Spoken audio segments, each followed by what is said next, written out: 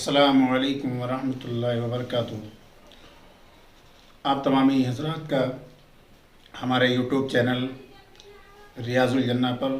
हम आपको खुशामदीद कहते हैं। और हमारे इस चैनल को बनाने का फ़कत वाहिद मकसद हमारे नौजवानों की इस्लाह है,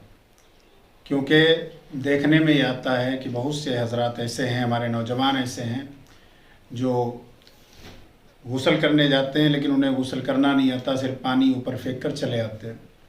बहुत से हमारे नौजवान ऐसे हैं जो नमाज़ पढ़ने जाते हैं लेकिन नमाज़ पढ़ना उनको नहीं आता। तो इस वजह से हमारी अवाम में जो गलत फहमियाँ फैली हुई हैं उनकी इस्लाह की खातिर हमने इस चैनल को तश्कील दिया जिसका नाम है रियाजुल जन्ना। आप तमामी हज़रात से मुद्दिमाना गुजारिश है कि आप हज़रात वीडियो देखें और उसके बाद लाइक और सब्सक्राइब भी चैनल को सब्सक्राइब करें और हमारे इस मिशन में हमारा साथ दें और इंदल्लाह माजूर हूँ। आज के इस वीडियो में मैं आप हज़रात के सामने एक बेहद ज़रूरी बात रखना चाहता हूँ, जिससे अक्सर कर हमारे नौजवान भाई और लड़के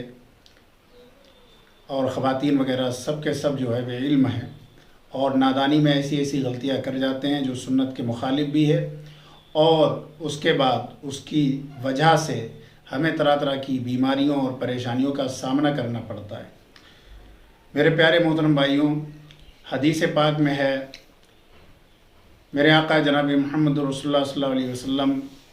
की प्यारी हदीस है कि अत्तहारतु निस्फुल ईमान, पाकी आधा ईमान है। और आप ज़रा जानते हैं कि पाकी बेहद ज़रूरी चीज़ है और हमारे जिस्म पर कई तरह के बाल आते हैं, नाखून आते हैं, उनको भी दूर करना बेहद ज़रूरी है। हज़रत अनस रज़ियल्लाहु तआला अन्हु इरशाद फरमाते हैं कि नाखून तराशने, मूछें काटने और बगल के बाल उखाड़ने और मुँह ज़ेर नाब साफ़ करने के अय्याम 40 दिन हैं। 40 दिन के अंदर अंदर इनको साफ़ कर देना चाहिए। बेहतर यह है कि हर जुमे को आप हज़रात ये काम करें कि अपने नाखून को काटें और मुँह ज़ेर नाब भी साफ़ करें और बगल के बाल भी उखाड़ें, मूँछों को भी तराशें। ये सबसे बेहतरीन दिन है जुमे का दिन। लेकिन नाखून बहुत से हज़रात काटते हैं लेकिन वो इससे बेइल्म है कि नाखून को किस तरह से काटा जाए। तो आप हज़रात गौर करें, सबसे पहले नाखून काटने का सुन्नत तरीक़ा ये है कि आप अपने दाहिने हाथ की शहादत की उंगली से इब्तदा करें। यानी सबसे पहले ये शहादत की उंगली, राइट हैंड, दाहिना हाथ, इसकी ये शहादत की उंगली यहाँ से पहले नाखून काटें, फिर उसके पड़ोस की यानी बीच वाली उंगली का नाखून काटें, फिर इस वाली का, फिर ये छोटी सबसे जिसे चंगुलिया कहते हैं इसको काटें। अब ये 4 उंगलियाँ आपकी कट गई। उसके बाद आप बाएं हाथ पर आ जाएं तो सबसे पहले छंगुलिया काटें, फिर ये उसके पड़ोस वाली, फिर ये बीच वाली, फिर ये वाली, फिर ये अंगूठा, फिर सीधे हाथ का अंगूठा। ये हाथ के नाखून काटने का सुन्नत तरीक़ा है। और पैर के नाखून काटना बिल्कुल आसान है। आप पैर के नाखून इस तरह से काटें कि सीधे पैर की छंगुलिया जो सबसे छोटी उंगली है उससे इब्तदा करें और फिर इस तरह से 1 2 3 4 5 6 7 8 9 10 काटते चले जाए। बिल्कुल सिंपल और सुन्नत और सादा तरीक़ा है। देखिए मेरे प्यारे मोहतरम भाइयों, ये हमारे प्यारे आका जनाब मोहम्मद रसूलुल्लाह सल्लल्लाहु तआला अलैहि वसल्लम की सुन्नतों पर अमल करने का बहुत बड़ा इनाम मिलता है और हमें सुन्नत पर अमल करने का फ़ायदा ही फ़ायदा है, क्योंकि हदीस पाक में है कि नबी की एक सुन्नत पर अमल करने से 100 शहीदों का सवाब मिलता है। और आप अगर सुन्नत के मुवाफिक अपने नाखून काटेंगे तो क्या होगा कि आप जुमे के दिन नाखून जब काटेंगे तो 10 दिन तक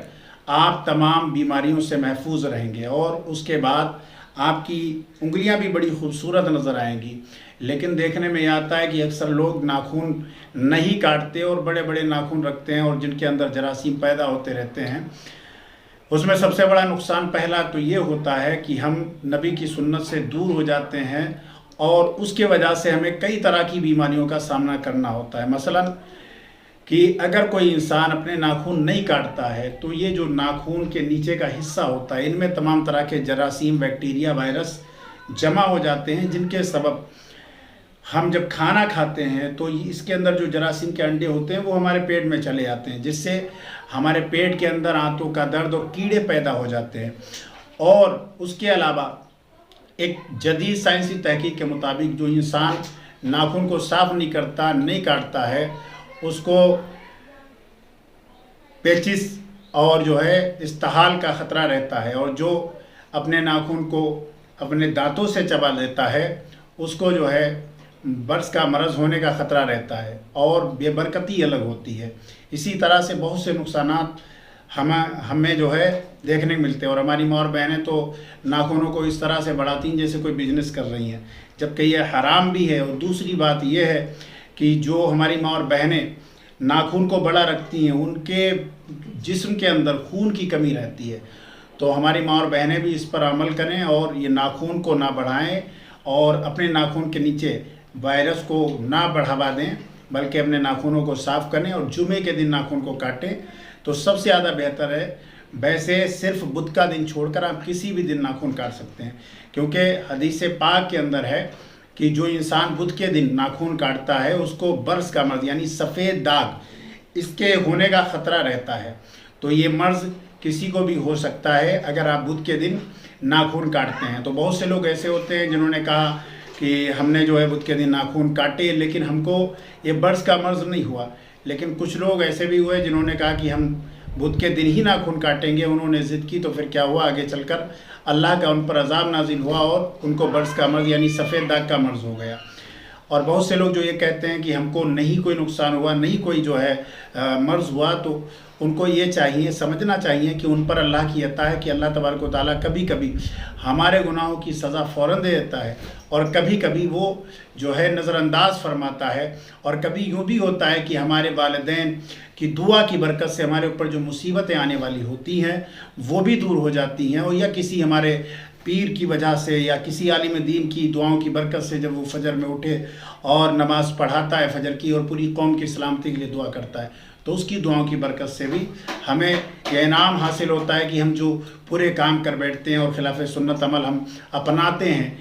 قریب ہے کہ ہم پر اس کا جو ہے عذاب نازل ہو، لیکن اس عالم دین اور ایسے نیک ہستیوں کی دعاؤں کی برکت سے وہ مشکل ہماری ٹل جاتی ہے۔ تو اس لیے آپ سے میرا کہنا ہے کہ آپ حضرات اپنے جسم کی صفائی رکھیں، ناخن کو سنت کے مطابق کاٹیں، اور ہمارے چینل کو لائک اور سبسکرائب کریں۔ السلام علیکم۔